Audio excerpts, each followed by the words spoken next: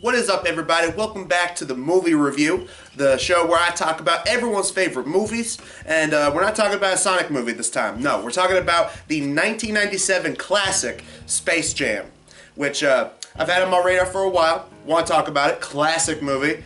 I was going to wear my Toon Squad shirt, but I didn't have it on me, so yeah. So what I'm going to do is I'm going to do a very detailed, very thorough, 8-hour-long, in-depth review of Space Jam by reading off the plot synopsis on Wikipedia.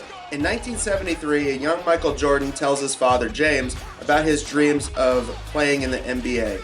20 years later, following James's death, Jordan retires from basketball to pursue a career in baseball. Yo, that actually did happen. Michael Jordan actually did play in baseball for a while. In fact, a lot of people might not actually know this, but Space Jam is not only a film, it is also a documentary.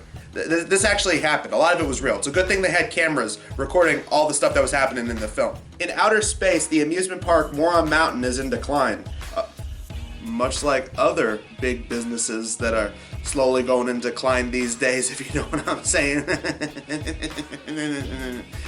The proprietor, Mr. Swackhammer, didn't even realize he had a name. I just kept calling him fucking Danny DeVito every time I watched this movie.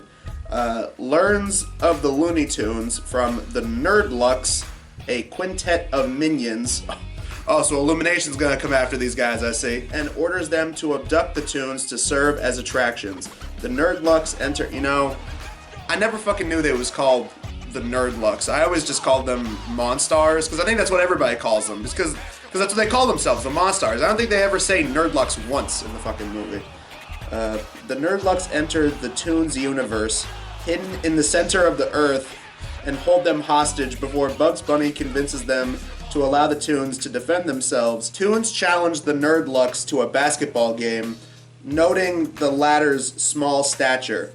After seeing a documentary about basketball, the Nerdlucks infiltrate various NBA games, stealing the talents of Charles Barkley, Sean Bradley, Patrick Ewing, Larry Johnson, and Muggy Bogues.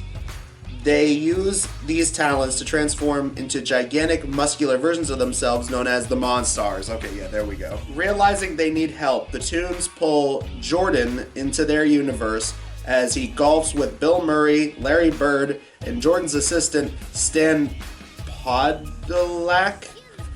I fucking forget how to pronounce his name. Every time I see this movie, I just call him Newman, because it's fucking Newman from Seinfeld. And also, if we can go back, yeah, the Looney Tunes universe is just underground. That's just a thing. Everybody just acts like that's a normal thing, and it absolutely is. Because once again, this film is actually a documentary. This is actually 100% fact. This is not a made-up film. I mean, I guess it makes more sense in this movie than it does in the second one, where it's all on a fucking HBO Max streaming service or whatever the shit.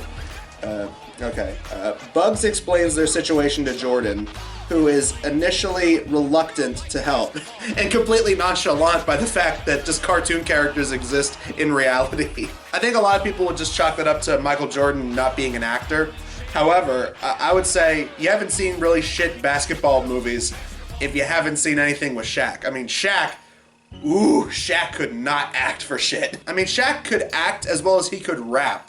And let it be known, Shaq does have not one, but several rap albums out there. This is a thing that happened in real life. However, Jordan agrees after a confrontation with the Monstars, and they form the Toon Squad with the Toons.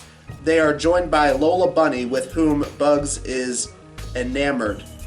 Yeah, was this the first time Lola Bunny ever appeared in anything? I don't remember her from any of that. I mean, I never really watched a lot of the classic Looney Tunes. I was more of a 90s kid. I grew up watching Animaniacs and Pinky and the Brain, that kind of thing. But, in the sequel they kept flaunting oh yeah, the return of Lola Bunny. It's what, was she in the original cartoons at all? I don't fucking know. Jordan is initially unprepared and sends Bugs and Daffy Duck to his home to obtain his basketball gear. Jordan's children aid them and agree to keep the game a secret, while Stan, searching for Jordan, notices Bugs and Daffy. I like to point out, this Wikipedia page failed to point out one of the most crucial scenes in this first Space Jam movie, in that there's a scene where Daffy Duck kisses his ass. In the greatest example of Warner Brothers just fucking jacking themselves off. He literally kisses his ass with the Warner Brothers logo on his ass.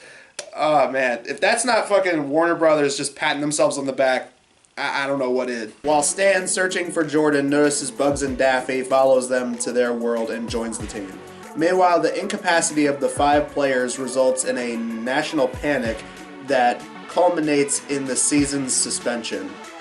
The players try to restore their skills through various methods with no success.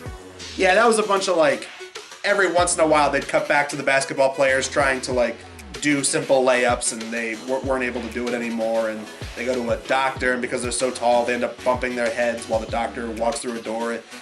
Yeah, that's the kind of stuff that I think some people tend to forget about in Space Jam. It didn't have Looney Tunes in it, so it's the stuff that you kind of forget about in this movie. Let's see. The game between the Toon Squad and the Monstars commences with Swackhammer arriving to observe. The Monstars dominate the first half, lowering the Toon Squad's morale. During halftime, Stan Maple surreptitiously learns how the Monstars obtained their talent and informs the Toon Squad. Disguising a bottle of water as secret stuff, Bugs and Jordan motivate the Toon Squad, who improve in the second half using their cartoon physics. During a timeout, Jordan raises the stakes with Swackhammer.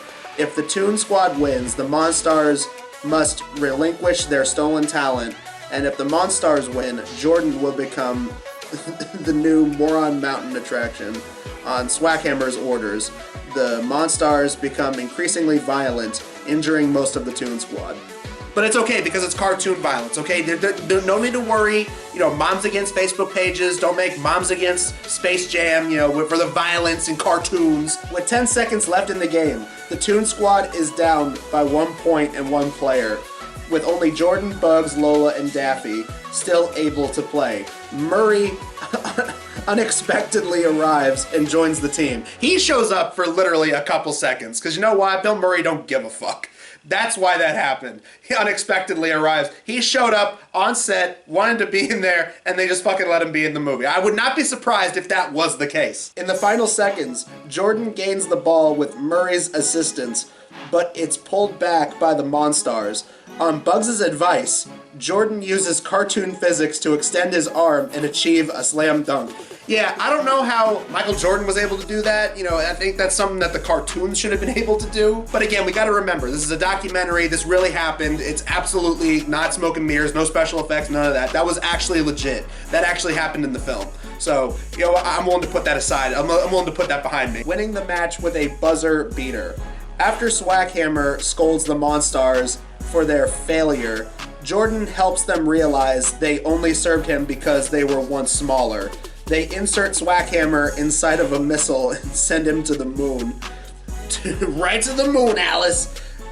After relinquishing their stolen talent, the Nerdlucks decide to join the Toons. And then I don't think we ever saw them again.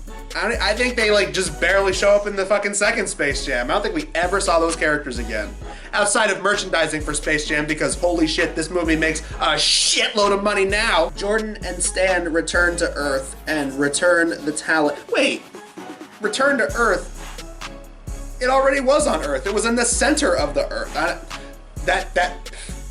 don't get that. Return to Earth. If they want to say return to the real world or whatever, whatever.